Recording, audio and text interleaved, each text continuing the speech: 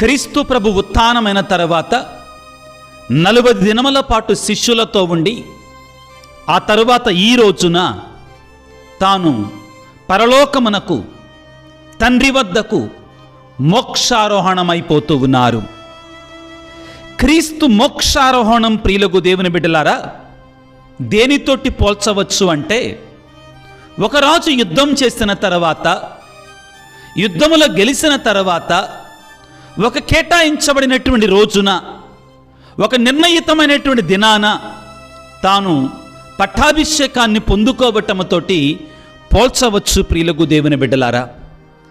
క్రీస్తు ప్రభు శిలువ మీద మరణించి 3వ నాడు ఉత్థానం అవ్వటం అనేటువంటిది సైతానుపై విజయమైతే, సైతానుపై జయకేతనం ఎగరవేయటం అయితే, క్రీస్తు మోక్షారోహణం అనేటువంటిది ప్రభు యొక్క పట్టాభిషేక మహోత్సవముగా తండ్రి కుడి ప్రక్కన సింహాసనంపై ఆసీనుడవ్వడాన్ని మనం ధ్యానిస్తాం ప్రియులకు దేవుని బిడ్డలారా.